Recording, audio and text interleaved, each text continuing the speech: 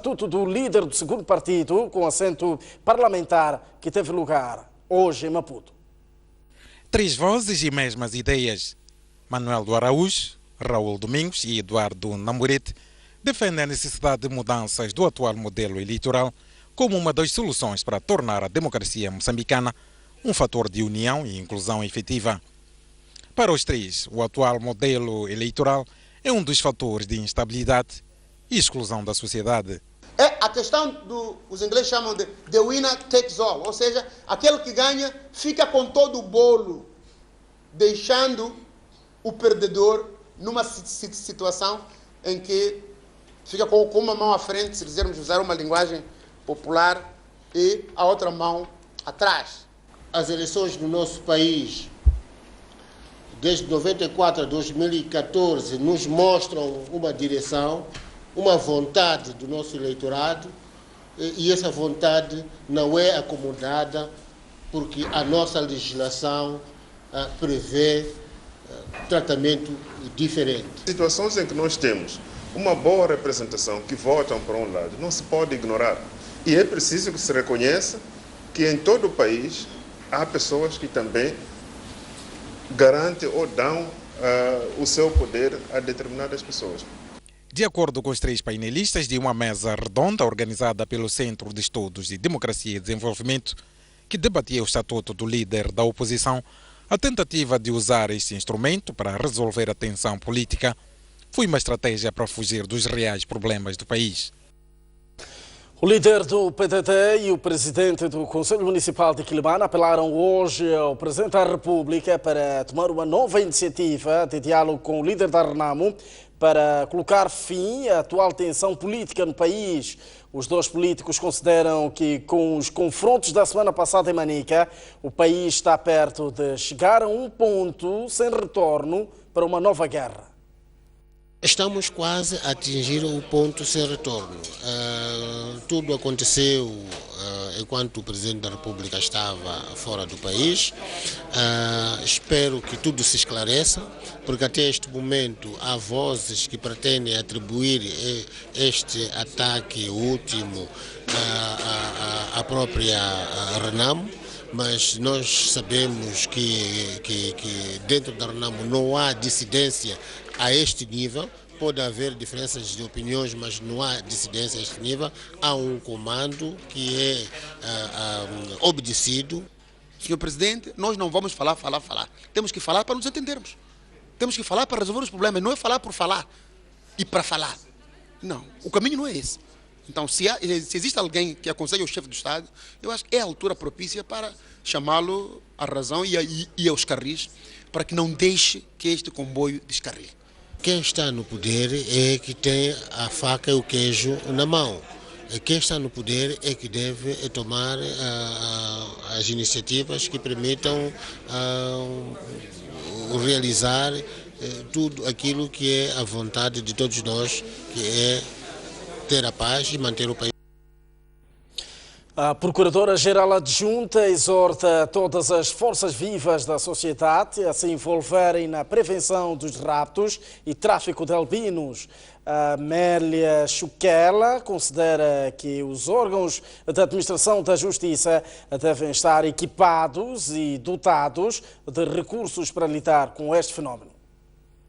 O grito de socorro e desespero vem de quem vive diariamente na pele os contornos do fenómeno de rapto e tráfico de pessoas com problemas de produção de melanina, vulgarmente conhecidas por albinos. Nós estamos desesperados, nós até hoje não sabemos se esta situação um dia irá terminar.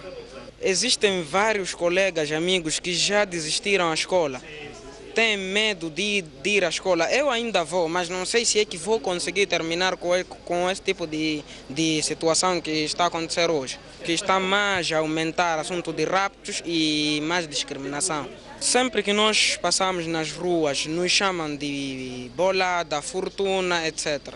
Qual o apelo que deixaram aqui para as autoridades governamentais? Nós pedimos ajuda a eles que decretem uma lei que possa nos proteger nós, que eles parem com os abusos, porque todos nós somos seres humanos, somos iguais. Somos muito, muito desesperados mesmo. já não sabemos o que fazer. A situação está passada dos limites. Até, por exemplo, eu já não vou para a escola. A Procuradora-Geral Adjunta que se encontra em Nampula reuniu-se quarta-feira com o grupo de referência provincial com o objetivo de se inteirar das atividades daquele órgão que trabalha na prevenção e combate ao tráfico de seres humanos. A Mabélia Chauk pediu o envolvimento de todos, observando como necessário a alocação de recursos para se lidar com este fenómeno associado ao crime organizado. Isso existe também recursos financeiros, principalmente. O crime organizado está a organizar-se e organiza-se cada dia que passa. E nós também temos que nos organizar. E quando estamos a dizer que temos que nos organizar de todas as maneiras. E isso envolve formação. Neste momento, correm 20 processos, estando encarcerados 40 indivíduos indiciados de envolvimento no rapto e tráfico de pessoas com falta de pigmentação da pele nesta província. Refere-se que a pura ignorância, a superstição e o grande preconceito social tornam os albinos pessoas marginalizadas e prisioneiras dos que acreditam que certas partes do seu corpo trazem boa sorte. A Mabélia Chukela, e não a Amélia Chukela, como erradamente havíamos chamado aqui a Procuradora-Geral Adjunta quando do chamariz desta matéria. Continuamos a olhar para outras notícias. O Ministério da Indústria e Comércio e o Tribunal Supremo assinaram na manhã de hoje um memorando de entendimento que visa reduzir o tempo de espera de tramitação de litígios de âmbito comercial. O memorando enquadra-se nas políticas do governo de melhorar o ambiente de negócios no país. Transitamos de 2014 para 2015 com uma pendência de 161.370 processos. E a média de processos findos por ano nos últimos 2 anos tem sido de cerca de 100 mil processos. Isso significa a acumulação de um legado de pendências dos anos anteriores. Tal situação resulta de vários fatores, avultando o fator humano. E com este projeto, pretendemos criar capacidade adicional nos tribunais abrangidos, com o envolvimento de assessores jurídicos, maioritariamente juízes jubilados e oficiais de justiça reformados, aproveitando a sua larga experiência na tramitação de processos, encurtando desta forma o tempo que os juízes têm na análise dos processos antes das suas decisões. Não se trata de uma experiência nova, pois no passado também implementamos com sucesso iniciativas da mesma natureza.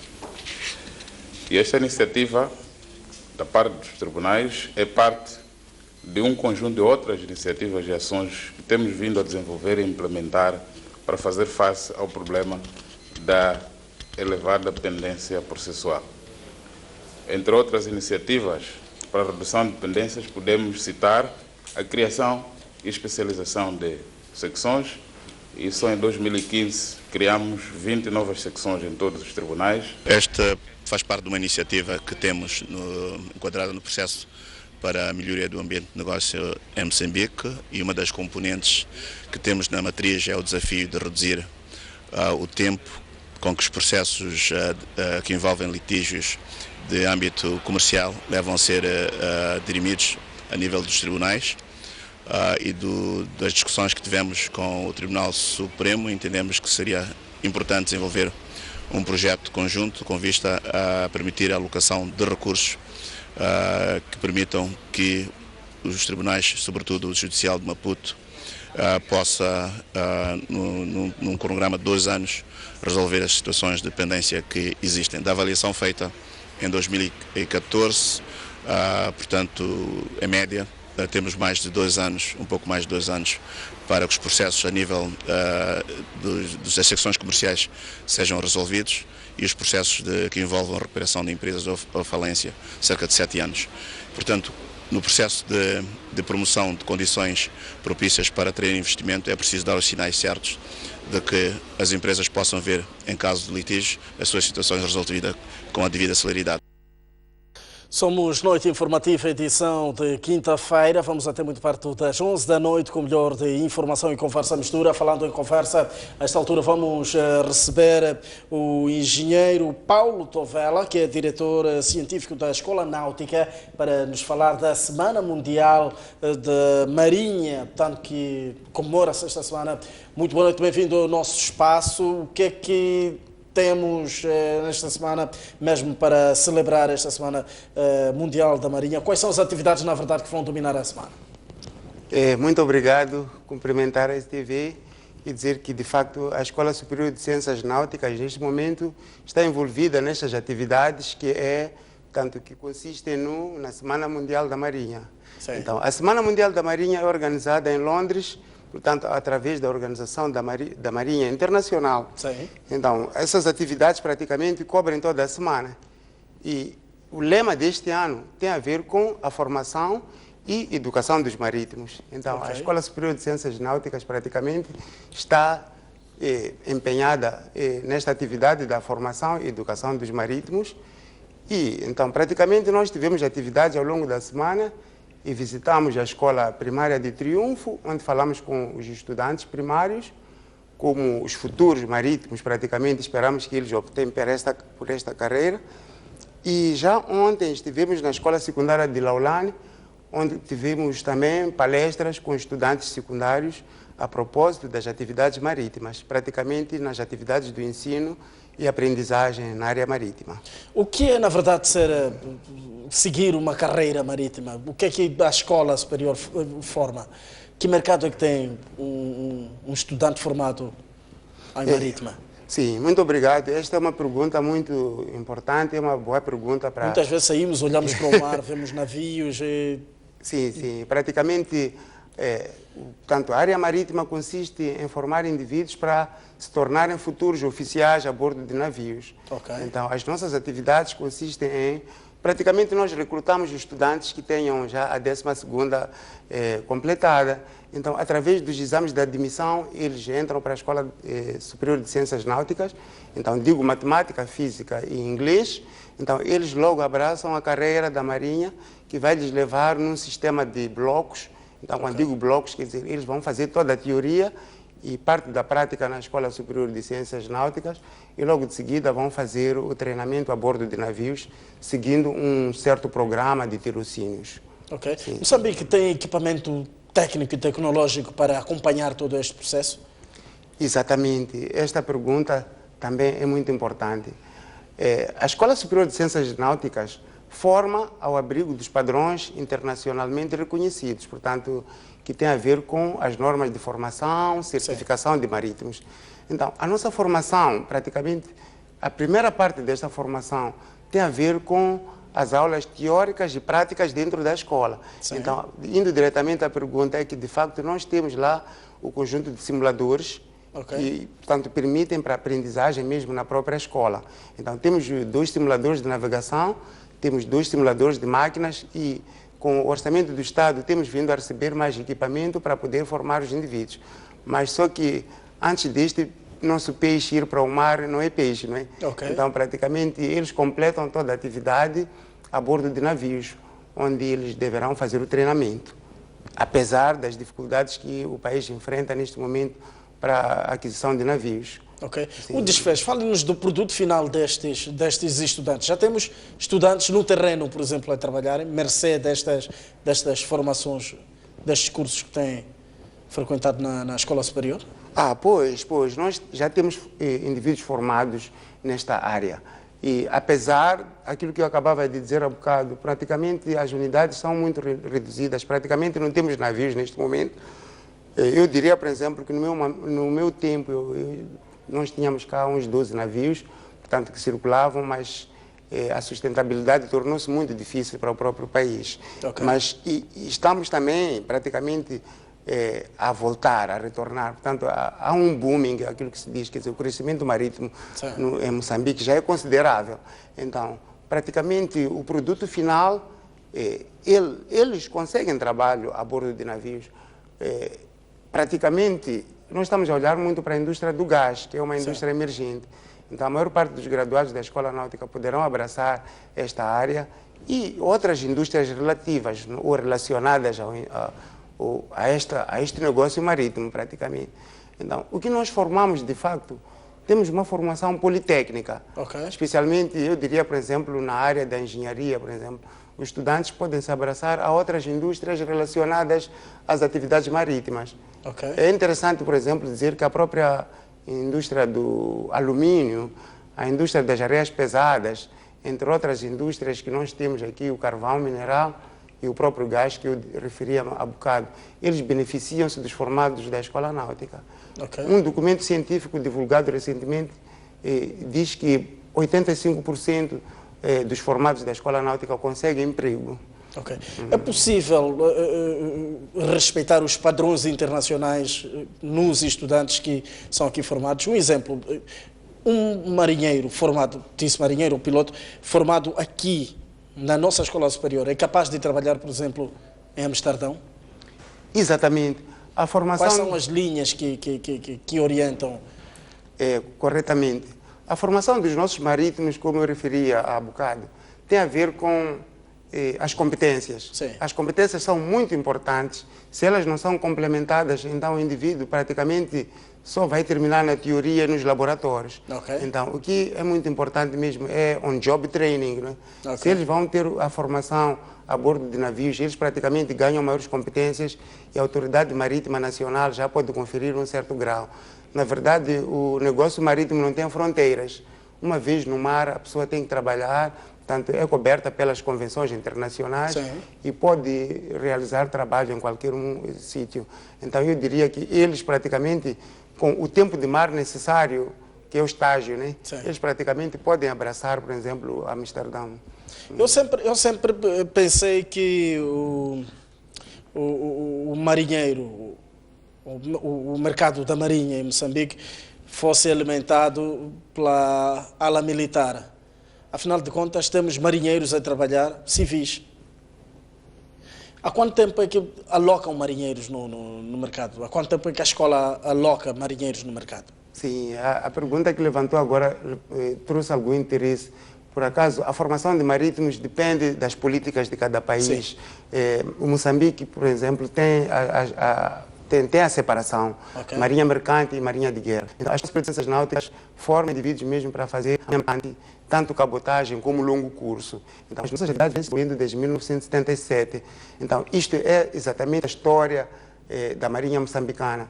O saudoso presidente Samora Machel percebeu muito cedo que com a independência, portanto, com a fuga dos colonos portugueses, era necessário preparar uma mão de obra qualificada para poder preencher aqueles espaços. Na altura, em 1977, 78, tínhamos uma nova convenção sobre a formação e certificação de marítimos. E o país, nessa altura, fez muito bem, conseguiu aderir a essa convenção e, logo de seguida, portanto, foi fundada a Escola Náutica em 77, no mesmo período, e começou-se a formação dos marítimos nesse ano.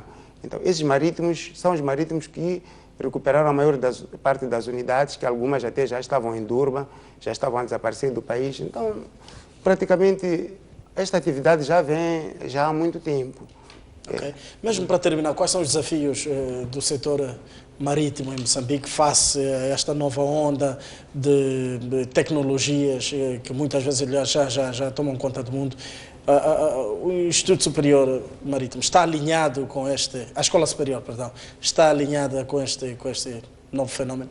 Exatamente, são os grandes desafios da Marinha Mercante, que é a formação de indivíduos cada vez mais habilitados para poder operar, e nós pensamos até em termos indivíduos formados para trabalhar tanto nas unidades nacionais e poder potenciar o emprego, porque esta área marítima é capaz de providenciar emprego para muitas pessoas, já que a maior parte da carga que é transportada no mundo, acima de 85%, é através do mar. Então, os desafios é colocar os indivíduos no mercado de emprego e poderem preencher esta lacuna do desemprego e, sobretudo, trabalharmos muito mais na área da segurança marítima, que é muito importante, porque sem a segurança marítima nós não podemos desenvolver as atividades como deve ser. Muito obrigado, engenheiro Paulo Tovela, diretor científico da Escola Superior Náutica, e nós aguardamos pelo convite para Uma gravação, quem sabe, ao alto mar. Muito obrigado. Obrigado. Sim. Continuamos deste lado e a olhar para as notícias. Somos Noite Informativa. O economista e docente universitário Rajendra de Souza defende reformas a vários níveis para que o sistema financeiro nacional possa servir os interesses do país. Rajendra de Souza falava na qualidade do orator principal na sessão da Conferência Muzefo desta quinta-feira. No segundo dia, a quinta Conferência Muzefo sobre os desafios do financiamento à economia realizou-se no campus da Universidade Eduardo Mondlane, em Maputo. O orator principal foi o reputado economista Rajendra de Souza, que começou por apontar os desafios da economia moçambicana e alguns desafios para o futuro. Gestão econômica do Estado. É preciso continuar com a mudança de mentalidade nos funcionários do Estado. É preciso continuar permanentemente a batalha de transformar os funcionários do Estado em servidores públicos. É para servir e não ser servido. O segundo elemento que é importante, e temos o efeito final nestes 2 últimos 3 anos, é preciso reforçar a capacidade dos ministérios, especialmente no setor de análise e avaliação de projetos. Fazer HCB2 é um trabalho de 1 ano e meio, vamos dizer 2 anos, com o custo metade da circular de Maputo. A HCB2, pronta, começa a produzir 1.200.000 megawatts e o tlim-tlim começa a entrar ao preço de mercado. A circular, mesmo subindo a taxa de utilização em 10% ao ano, assumindo que é obrigatório uma grande manutenção de cada 5 anos, o projeto não se paga em 50 anos. Capacitação ao nível da base. Preciso fazer-se uma reflexão muito rápida sobre a capacidade técnica do Estado na gestão econômica, principalmente ao nível provincial e distrital. Não podem ser caixas de correio. O governo provincial tem que ter a sua máquina, o distrito também. Eu vou já ao distrito. O distrito recebe por ano 7 milhões de meticais, recebe 350 mil dólares. Pergunto, quem faz a distribuição? Conselho Consultivo. Quem são? Aqui está uma oportunidade para criarmos empresas de serviço com os jovens para ir ao distrito apoiar, a selecionar, a monitorar e a gerir. Intervenção a nível micro. Ao nível da banca, pronto, está dito, todos sabemos que tem que se expandir. Mas uma coisa tão simples que a banca pode fazer é melhorar a sua propaganda dos serviços oferecidos. Eu acho que o Standard Bank está aqui. Eu sei que tem dinheiro do IFAD para agricultores, são 40 ou 50 milhões. Mas se eu for a Moamba, ninguém sabe disso. O problema central das PMEs, de facto, é falta de capital. Uma pessoa mais agitada vai fazer escritura, papel é fácil, falta de capital. Então, o Estado tem que entrar em programas de formação de capital. Programas de formação de capital, que eu digo já à partida, tem que ser em espécie, não em dinheiro por causa da fungibilidade. Rajendra de Souza explica ainda que os altos juros são influenciados pelos grandes depositantes que fixam as taxas de remuneração. A conferência Musefo desta quinta-feira contou a história de sucesso de mulheres empreendedoras da província de Nampula.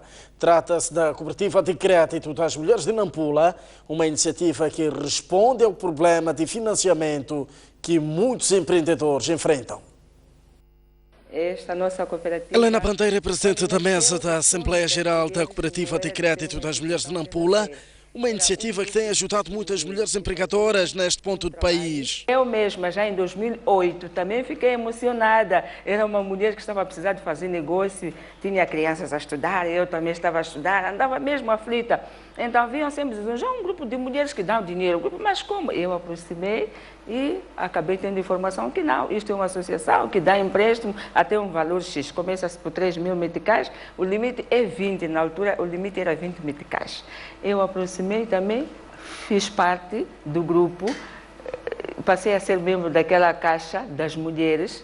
Em 2010, quando a COCAMO quis ajudar, porque o número já era maior, já era 1.554 mulheres, achou que devia passar para a Cooperativa de Crédito das Mulheres de Nampula. Mas mesmo assim, a COCAMO quis ajudar, por também algumas pessoas lá dentro que sejam homens. Durante a Assembleia, as mulheres nunca querem que lá dentro daquela caixa existam homens. Elas dizem que os homens só nos mafiam. Então, eu fui eleita.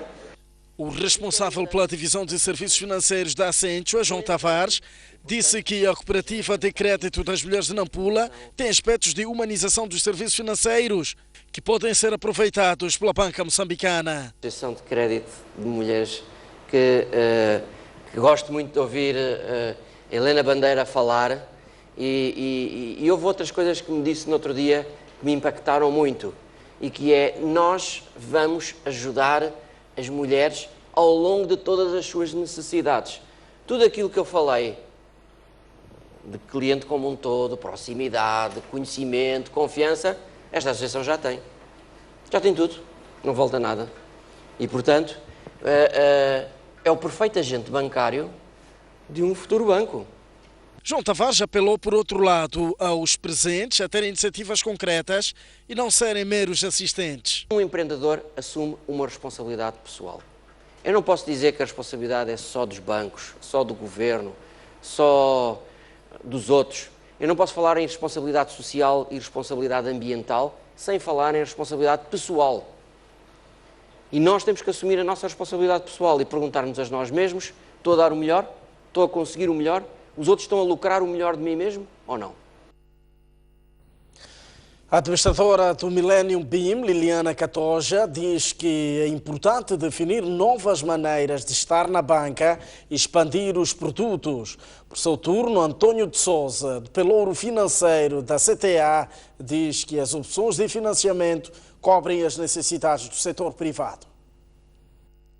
Liliana Catoja, administradora do Millennium BIM, deixou ficar os principais desafios que o banco se propõe a realizar relativamente aos 3 pilares da 5ª Conferência Musefo, nomeadamente inovação. A inovação, temos que caminhar a passos largos para a implementação das novas medidas para diminuir o fosso da inclusão financeira. Os agentes bancários é algo que assumimos como um projeto nosso. Vamos fazê-lo, vamos caminhar a passos largos para isso, difundir novas maneiras de estar junto da banca. Já temos o Easy, mas vamos fazer mais coisas. Haver parcerias com agências internacionais que nos permitam difundir esta tecnologia com algum custo controlado, porque tem que haver o controle de custos. Diversificação. No que concerne à diversificação, temos que expandir o leque de produtos a cada segmento de clientes. Os clientes não são iguais e nós temos que os atender nas suas necessidades específicas. Um cliente mass market não é igual a um cliente prestígio, tem necessidades básicas e nós temos que saber atender essas necessidades básicas, buscar novas formas de financiar esses clientes. Já disse, temos linhas de crédito disponíveis para isso. Tem que haver maior divulgação, maior informação. É algo que temos que trabalhar seriamente nesse aspecto. Sustentabilidade. No que concerne à sustentabilidade, aumentar o ensino sobre a literacia financeira, ensino sobre o empreendedorismo. Não pode um empreendedor, às vezes, só olhar, é o dinheiro do outro, é o meu dinheiro. Eu, como funcionário, quando estou a conceder crédito, tenho que pensar, daria eu do meu bolso? Tem que haver esta consciência própria sobre as coisas. Por seu turno, António de Sousa, da Confederação das Associações Econômicas, diz que as empresas devem estar em altura de concorrer no mercado global. O setor formal em Moçambique é 1 milhão de pessoas só. E este 1 milhão de pessoas hoje contribui com o equivalente a 27% do PIB. Portanto, há aqui uma questão de ética. Primeiro, este 1 milhão de pessoas está a suportar tudo o que são serviços e necessidades das 14 milhões de pessoas que estão no país, sob o ponto de vista de pagamento de impostos, etc, etc, etc. É correto? Começa por aqui. Claramente que não é correto. Mesmo que as 14 milhões de pessoas, portanto, estamos a falar daquilo que é a população ativa, ok? Sejam pessoas que possam contribuir um bocadinho a nível de impostos, esse bocadinho vai ser uma grande porção. Portanto, o setor informal não pode ser olhado com grande leveza como tem sido olhado até hoje em Moçambique. Estão já transcorridos 30 minutos depois das 9 da noite. Vamos a esta altura sair para uma curta pausa. Voltamos dentro de instantes com o melhor da informação. Até já.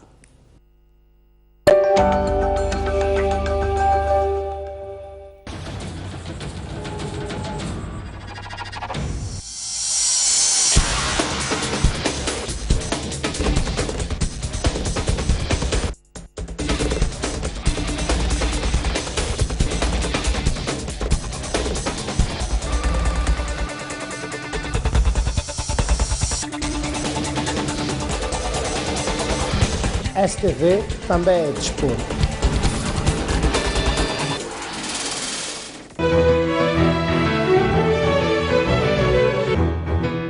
Cá estamos para mais um baú.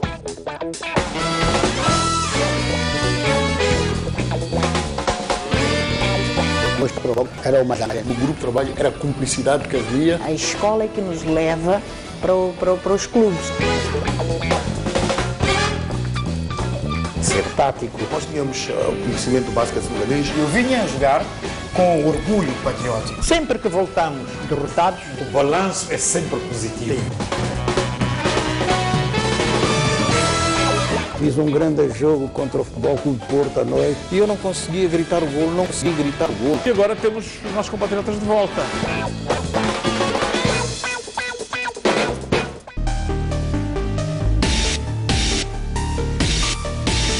Sr. Abel, falamos a partir de Nampula, boa noite. Propostas concretas. Ninguém quer realmente a guerra. A onda política sempre a conflito. É preciso debater para o bem do próprio país. Como resolver isto? Porque é um problema que nós todos estamos a passar. Mantermos a paz neste país.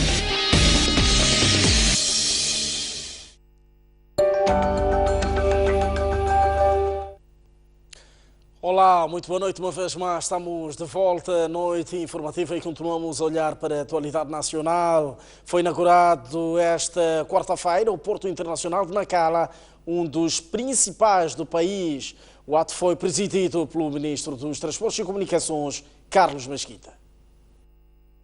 Iniciadas em fevereiro do ano passado, as obras da primeira fase do projeto de reabilitação e modernização do Porto de Nacala consumiram um pouco mais de 32,6 milhões de dólares no financiamento do governo japonês.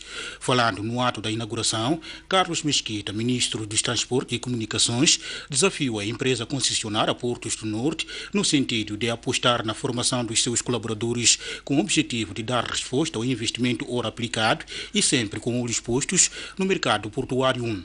Aliás, com esta reabilitação espera-se aumento da capacidade no manejamento de contentores dos atuais 100 mil IPUs anuais para 180 mil. Exortamos a concessionária para que estes investimentos sejam acompanhados por um rigoroso trabalho de formação e capacitação de recursos humanos, um elemento fundamental para se lograrem os índices de eficiência que o Porto se propõe atingir.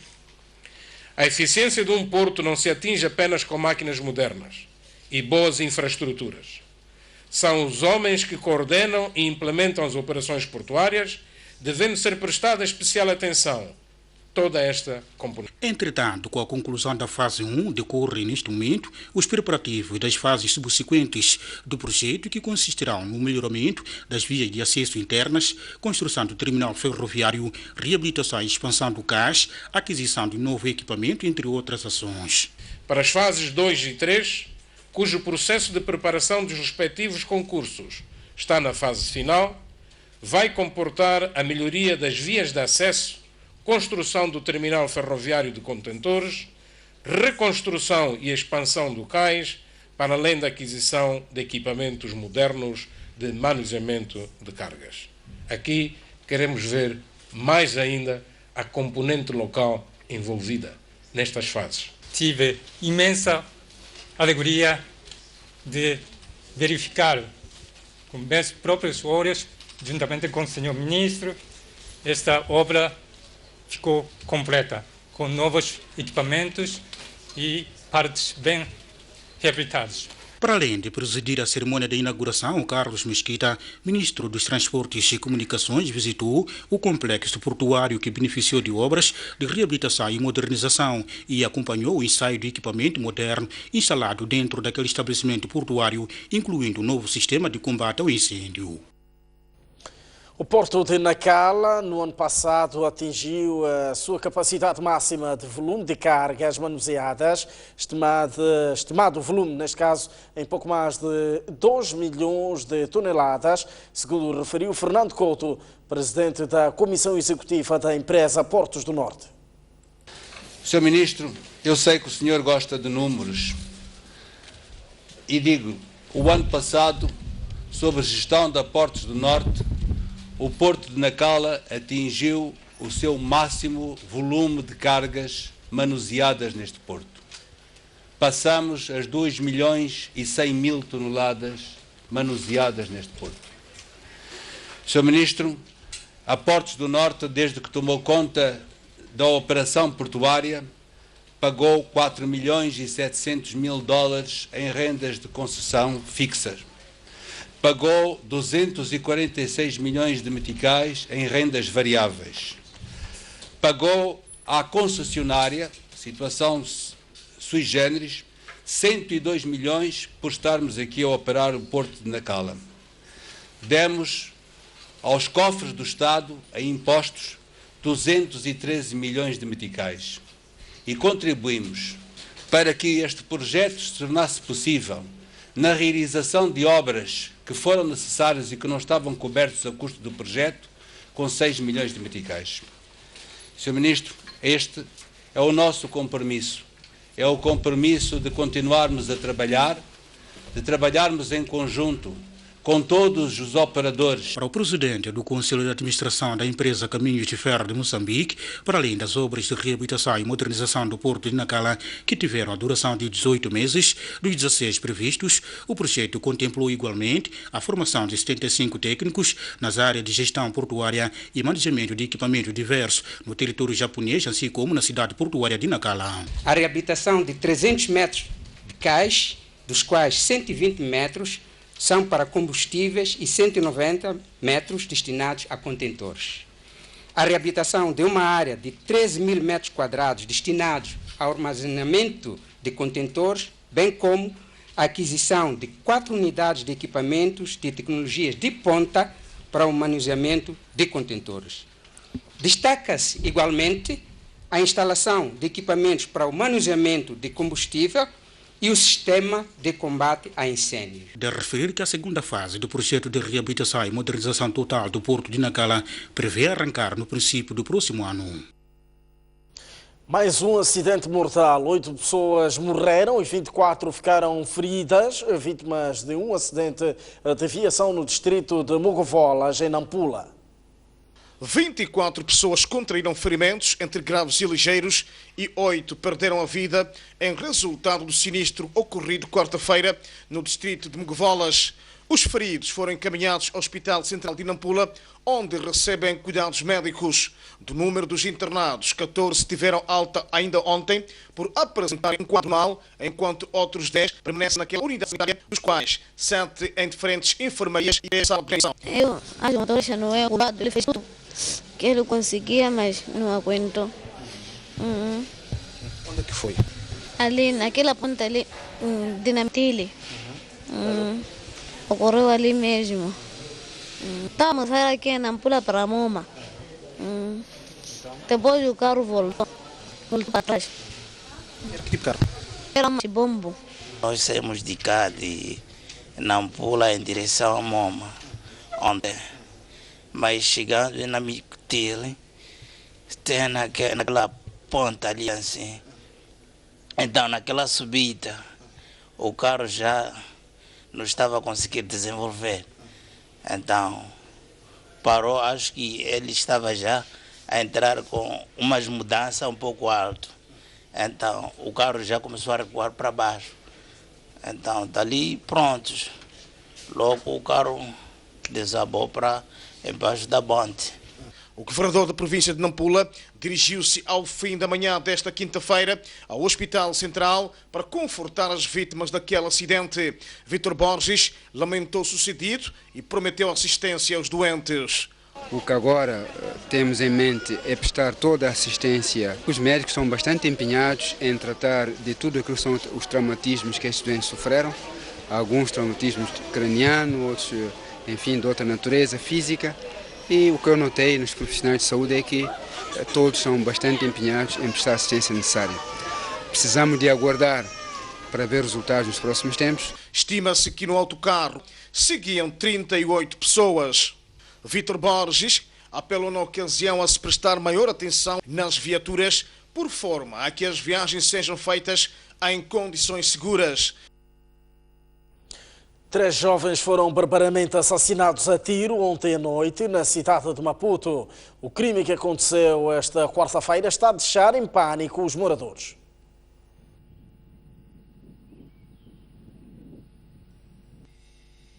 Do lado.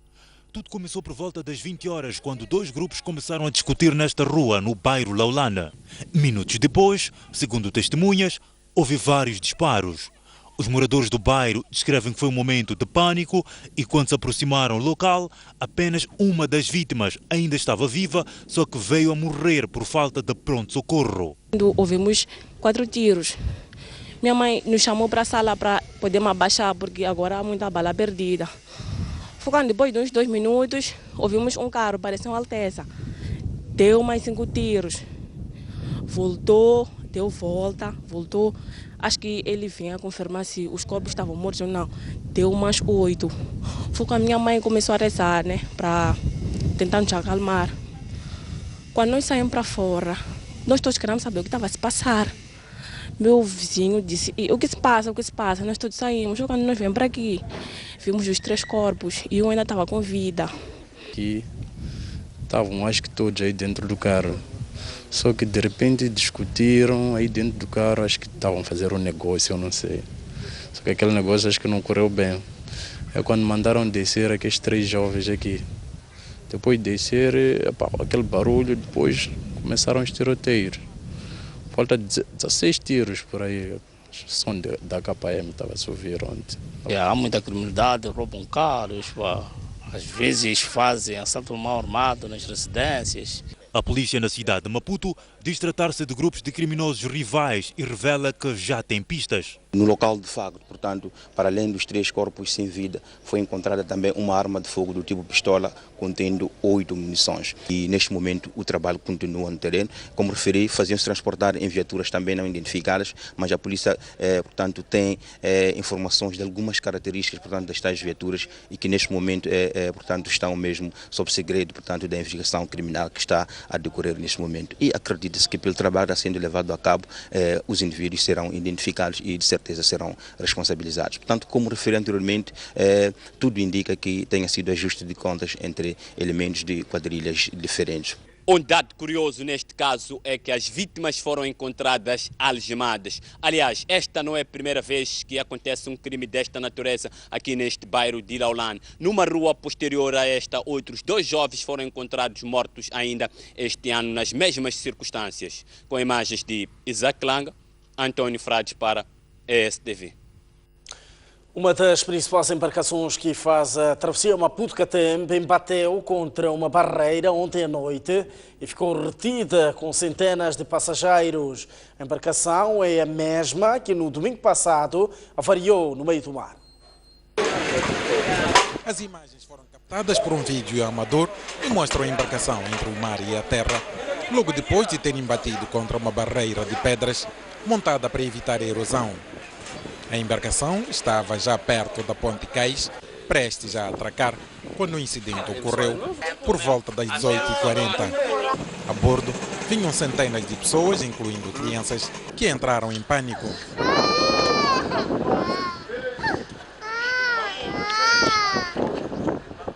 Os momentos de desespero foram longos, tendo em conta que o socorro levou horas a chegar. Pessoas que vivem perto da Ponte Cais e alguns elementos da Marinha improvisaram escadas para evacuar os passageiros. A saída foi condicionada, só podia desembarcar uma pessoa de cada vez. Um dos passageiros a bordo é um antigo membro da Comissão Política do Partido Frelimo e ex-deputado Teodoro Ate, que se viu obrigado também a descer pelas escadas improvisadas. O jurista revela que ninguém foi ao socorro da embarcação. Alguém calhou. E ninguém, efetivamente, parece-me que ninguém veio ao nosso socorro. Toda a gente teve que, uns para cair à água, outros a descer para as escadas íngremes. Quem é de direito sabe. Agora, não sei exatamente o que se fez, o que está a fazer. Mas não acredito que o governo não saiba do que está a acontecer agora. Acredito que sabe. A embarcação em causa leva o nome de Infumo e é a mesma que avariou no domingo passado, no meio do mar, causando pânico a centenas de passageiros a bordo. As viaturas transportadas pelo ferry-boat ficaram retidas até amanhã desta quinta-feira. Este é um assunto que a STV promete seguir nos próximos blocos noticiosos. Parte da capital do país e dos distritos de Buane, Nemacha, Matutuine e Ponta Douro, tanto na província de Maputo, viveram hoje o segundo dia sem energia elétrica, na sequência da avaria de um transformador na subestação da Matola. As cidades de Maputo e Matola, os distritos de Buane, Nemacha, Matutuine e Ponta do Ouro viveram esta quinta-feira o segundo dia com restrições de fornecimento de energia elétrica. As consequências, estas são várias e a primeira delas é no trânsito, por exemplo, a nível da cidade de Maputo. A falta de energia em alguns bairros da cidade de Maputo e alguns distritos da província de Maputo está a condicionar diversos setores comerciais. Alguns restaurantes alegam estar a registrar prejuízos devido à situação.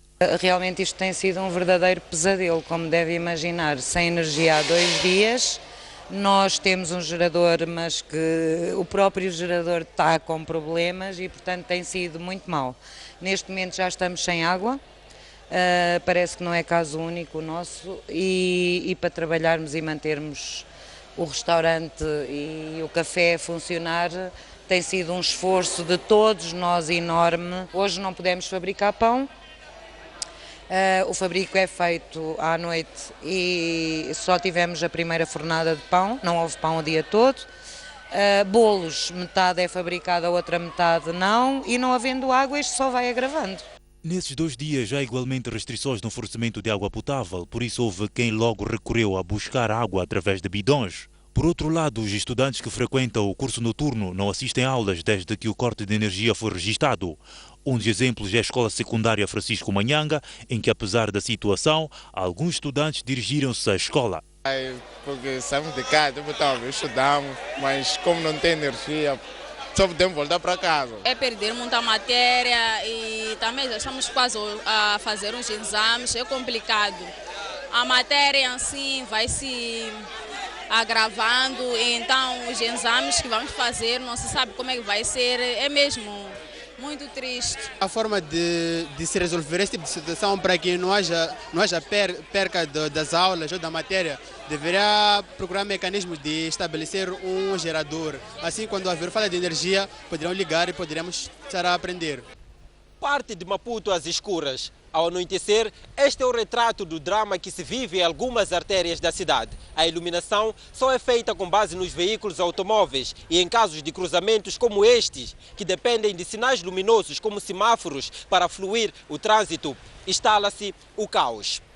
Elton Higino Tsembane, Antônio Tiwa, STV. Um incêndio deflagrou num restaurante no princípio da noite de ontem, no princípio da noite de hoje, na Avenida 24 de Julho, na cidade de Maputo. O incidente foi causado pela queda de uma vela que estava a ser usada na cozinha do estabelecimento devido à falta de energia. O incêndio só não ganhou maiores proporções devido à pronta intervenção dos bombeiros. Como consequência, alguns trabalhadores perderam os sentidos e foram levados ao hospital. É o impacto do apagão que se faz sentir na cidade de Maputo. Hoje comemora-se o Dia Internacional do Idoso e Moçambique é o terceiro pior país para as pessoas da terceira idade viverem. Esta informação resulta do relatório sobre Índice de Pessoas Idosas, edição 2015, lançado esta quarta-feira em Maputo pela organização não-governamental HelpAge. O relatório em causa analisou dados de 96 países do mundo e constatou que na maioria dos países avaliados a situação do idoso é deplorável. Moçambique não está alheio, pois na terceira pior posição apenas está acima de Afeganistão e Malawi, numa lista onde Suíça é considerado o melhor país para os idosos viverem. Entre as dificuldades para os idosos, o relatório aponta o fraco acesso a serviços de saúde, educação e baixa pensão de sobrevivência. Apesar dessa situação, dezenas de idosos juntaram-se esta quinta-feira na cidade de Maputo para comemorar o Dia Internacional de Pessoas da Terceira Idade. Depois de depositarem flores na Praça dos Heróis, uma cerimônia dirigida pela governadora, os idosos participaram em vários debates nos quais queixaram-se de discriminação. Há muita discriminação. Diz-se que o idoso já está ultrapassado. O idoso é como se fosse um farrapo deitado fora. Mas que eu saiba, o idoso tem algo que se possa aproveitar, nem tudo está ultrapassado. Nós estamos a receber muitas intimidações ao nível dos bairros. Os nossos direitos dos avós é estar em paz nas nossas casas, nas estradas, hospitais, etc, etc. Por sua vez, a governadora da cidade de Maputo disse que o principal desafio é promover a campanha para consciencializar a população sobre a importância dos idosos. Olhamos com alguma preocupação alguma situação das pessoas idosas que infelizmente não têm a atenção dos seus familiares e, por consequência, acabam a nível dos nossos bairros na cidade de Maputo, deambulando pelas ruas, mas neste âmbito nós temos estado, como governo da cidade de Maputo, a potenciar as nossas ações. No país, as cerimônias centrais de celebração do Dia Internacional do Idoso decorreram na província de Inhambane. A STV ouviu histórias de alguns idosos que foram literalmente expulsos das suas famílias pelos filhos. É uma matéria para acompanhar já a seguir. Por hora vamos acompanhar a notícia que dá conta de que a Ministra do Gênero, Criança e Ação Social, Cidália Chauk, reconhece que ainda há muitos idosos que vivem em situação difícil, mas diz que o governo está a trabalhar para reverter o cenário. Numa altura em que Moçambique é o terceiro pior país para um idoso viver, estando apenas à frente do Afeganistão e do Malawi, o país conta com 11 centros de apoio à velhice que assiste um global de 500 idosos.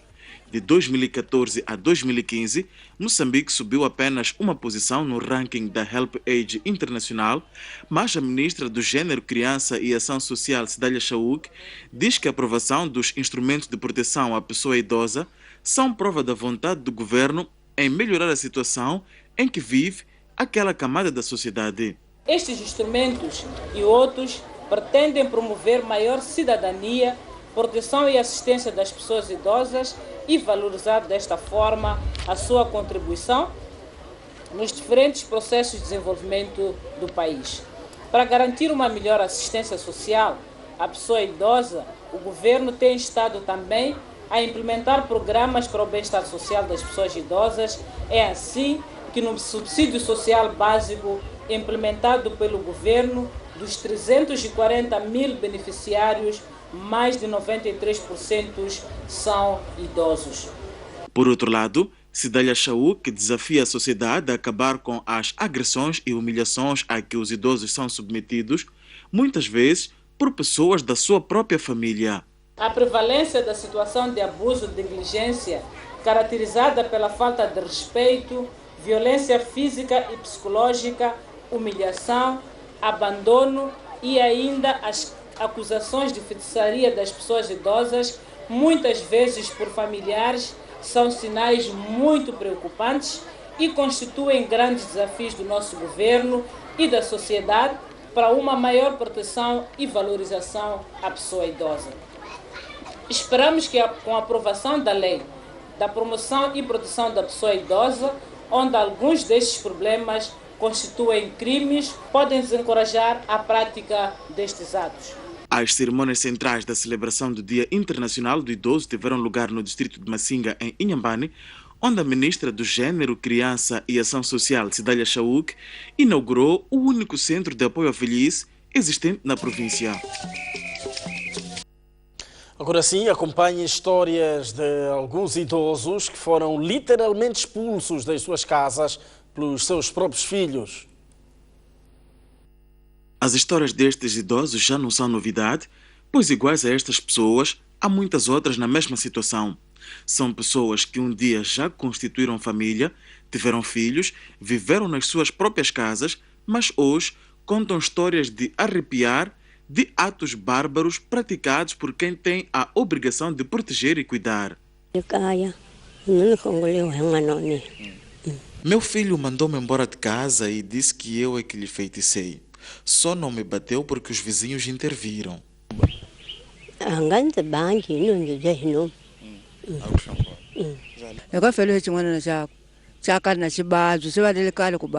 Faleceu o meu neto, que há muito tempo estava doente, e o meu filho chamou curandeiros que disseram que eu é que matei a criança.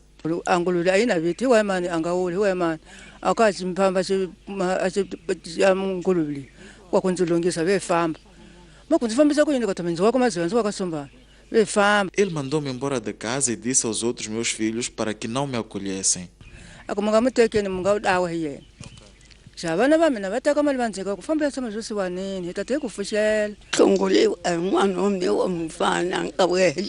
Meu filho, que trabalha na África do Sul, mandou-me embora de casa. Não sei o que está a acontecer, mas até hoje ele não tem esposa e diz que eu é que lhe feiticei. O representante da Help Age Internacional, que esteve nas celebrações do Dia Internacional do Idoso, pede maior rigor na proteção da pessoa idosa. Queremos que pessoas idosas sejam visíveis na domesticação destes objetivos em Moçambique, na medida que eles são divulgados. Queremos pedir para que haja sentenças que desencorajem a violação dos direitos das pessoas idosas, tanto na família como na sociedade em geral em Moçambique. Queremos que haja disponibilidade de medicamentos básicos nos hospitais públicos para doenças comuns na terceira idade. Refira-se que dos 340 mil beneficiários dos diversos programas de proteção promovidos pelo INAS, 93% são idosos. Ainda em Inhambane, vamos a esta altura acompanhar uma matéria ligada à abertura de uma sala de informática, mesmo para tanto fornecer ou prestar serviços ligados à informática a vários utentes naquele ponto do país. Numa província com 14 distritos que possuem um total de 55 escolas entre secundárias e técnicas, menos da metade destas tem a possibilidade de disponibilizar aos seus estudantes um computador para trabalhos curriculares. É que apenas 20 escolas têm equipamento informático à disposição dos estudantes e docentes, o que faz com que grande parte dos alunos em Inhambane conclua o nível secundário sem saber usar um computador. A operadora de telefonia móvel Movitel fez a entrega de uma sala de informática equipada com 10 computadores ligados à internet na escola secundária 28 de janeiro, uma ação que, segundo o vice-diretor da filial de Inhambane, visa contribuir para a melhoria da qualidade de ensino na província. Há a previsão de fazermos mais uma segunda fase de entrega de sala de informática a uma outra escola secundária a nível da cidade de Machixe, ainda por se identificar.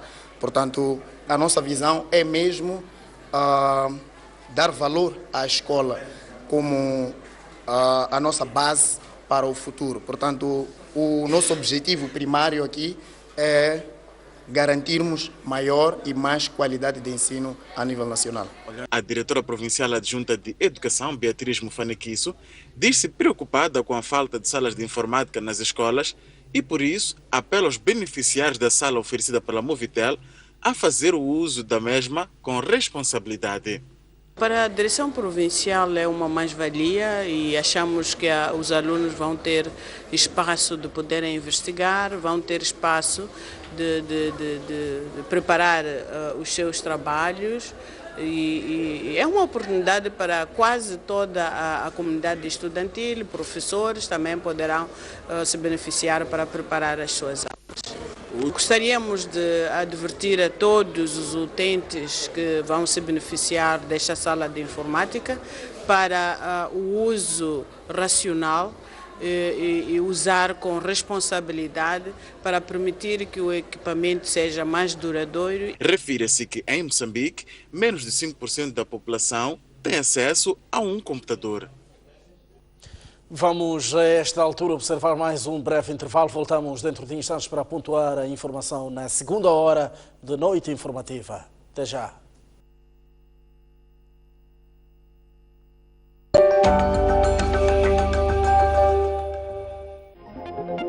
Já pode ler o jornal do País quando quiser e onde estiver. Quer saber como? O primeiro passo é ter a aplicação O País. Continua com dúvidas? Uma app é uma ferramenta que permite ter acesso a vários serviços do seu dispositivo móvel de forma integrada. Agora acede à sua App Store ou à Play Store e faça o download de O País. Dessa forma, poderá aceder a uma versão digital do jornal.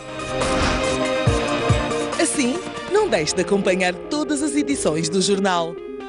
O País. A verdade como notícia.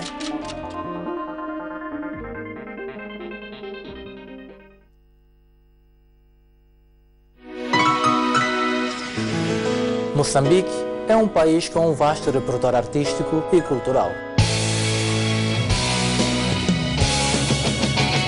Para o promover, o programa Artes e Letras traz bons argumentos para esta viagem semanal.